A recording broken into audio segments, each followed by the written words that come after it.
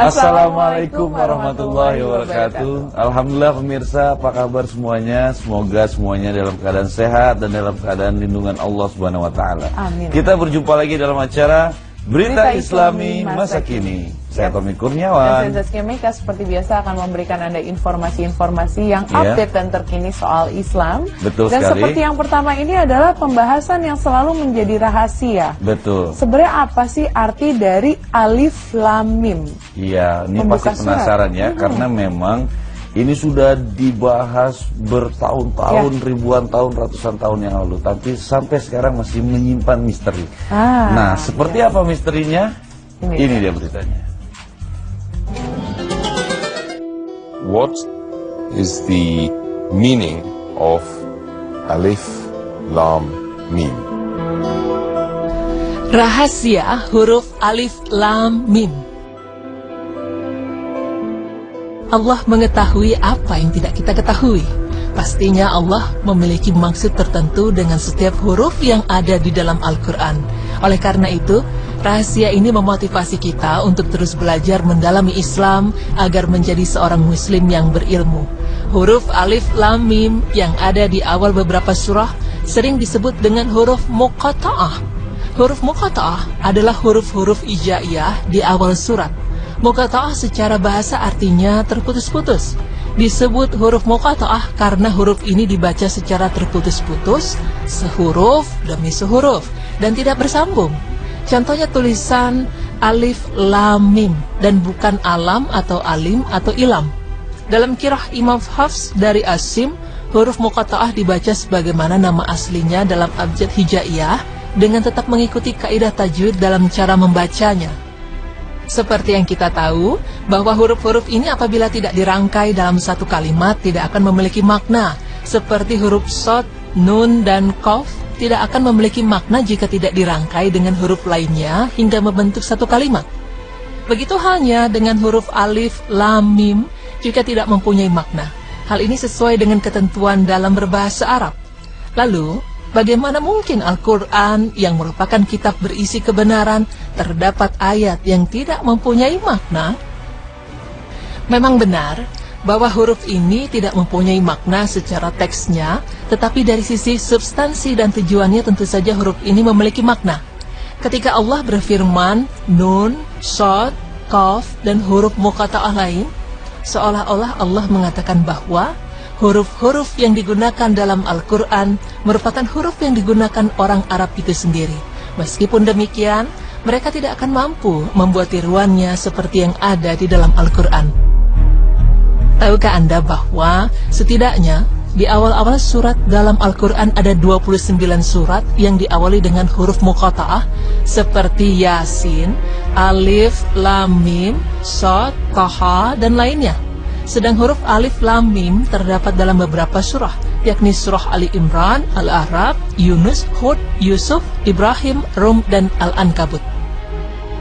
Pemirsa beriman, kita telah mengetahui bahwa huruf-huruf muqata'ah secara teks tidak memiliki makna, tetapi terdapat substansi, hikmah, dan tujuan yang agung.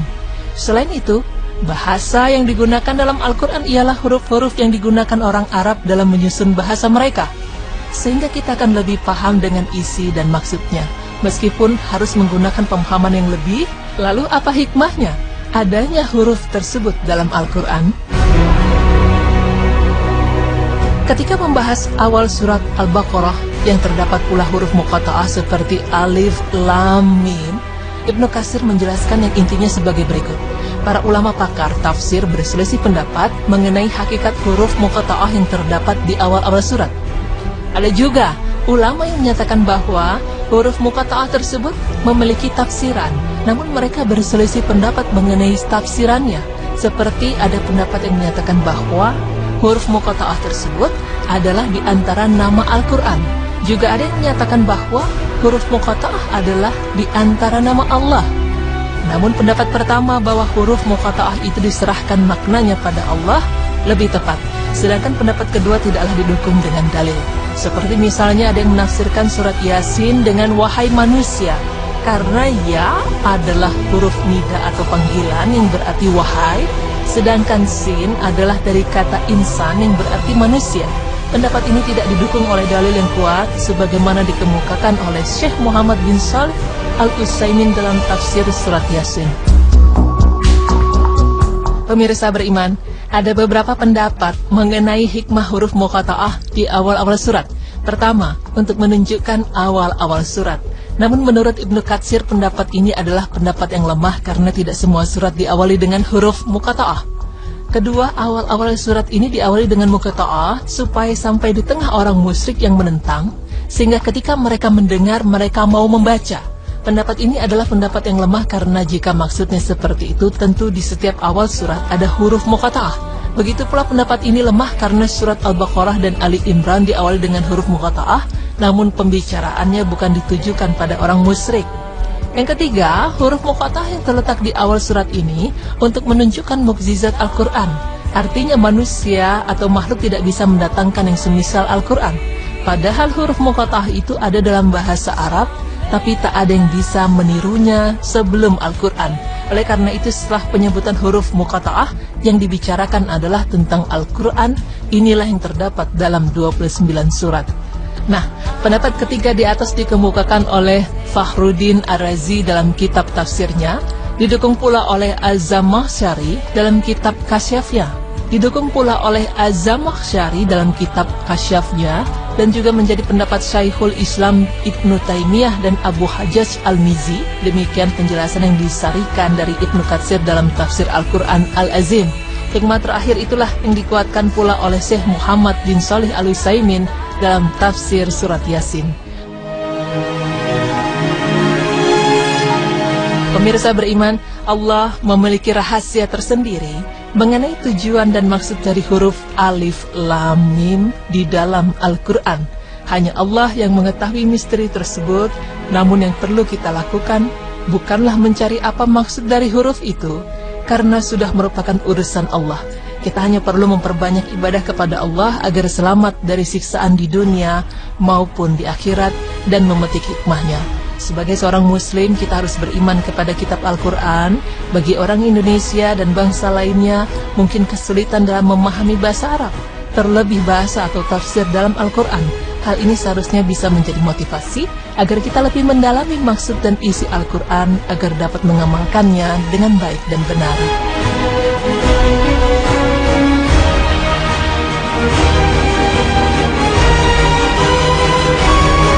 Seorang muslim, kita harus beriman kepada kitab Al-Quran. Bagi orang Indonesia dan bangsa lainnya, mungkin kesulitan dalam memahami bahasa Arab, terlebih bahasa atau tafsir dalam Al-Quran. Hal ini seharusnya bisa menjadi motivasi agar kita lebih mendalami maksud dan isi Al-Quran agar dapat mengamalkannya dengan baik dan benar.